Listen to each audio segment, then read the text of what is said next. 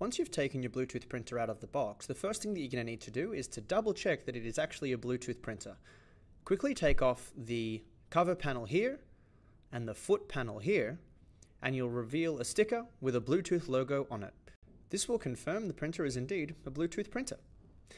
Next, we'll get our cash drawer plug if we're going to use a cash drawer with this printer, and plug it in here into the cash drawer kick port, and then we're going to get our power cable and plug it in here, making sure that the shape of the cable matches the shape in the diagram above the port into the back of the printer. You can see the cables stay in pretty firmly as we're moving the printer around, but if you are having troubles, it'd be best to check the cables in the back.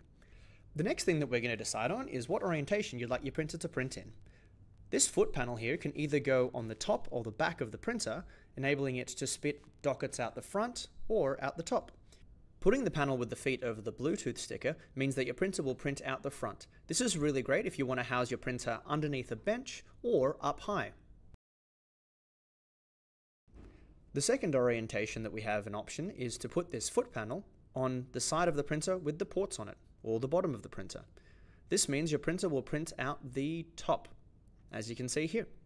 So your dockets will print directly up instead of feeding out to the front. Once you've made your choice, put the other panel on the opposite side, making sure that you cover up your cables and ports, giving them easy access and not bending anything too much. This keeps your cables nice and tucked away and also makes it look nice on your countertop. Now it's time to get out our iPads, jump into the settings app of the iPad, turn Bluetooth off, then turn your printer on, turn Bluetooth back on, and automatically you'll be able to discover the printer. Once you see a Bluetooth line appear, which is TM-M30 and then some numbers after it, tap on that and it'll automatically pair up. Once it's paired, the light will stop flashing on the Epson printer, showing you that it has paired correctly. Now we'll be jumping into the counter app, onto the point of sale, logging in as a user if you need to, and then going into the menu button in the top left hand corner, and then down to printing, where Counter will automatically begin to search for printers. Counter will find any networked printers or any Bluetooth printers that are paired with this particular iPad. So in this case, you'll see a whole bunch of networked printers up the top, and then down the bottom, our Bluetooth printer. The settings here allow us to turn things on, like printing production dockets, printing tax receipts, or opening the cash drawer.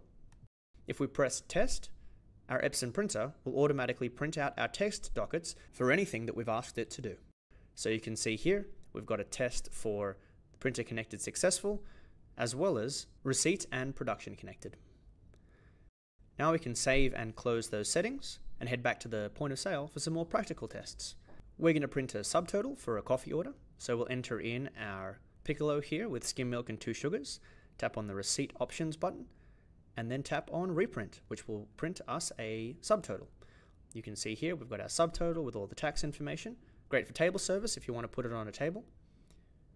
If we check this particular sale out, we'll then get a production docket. You can see the production docket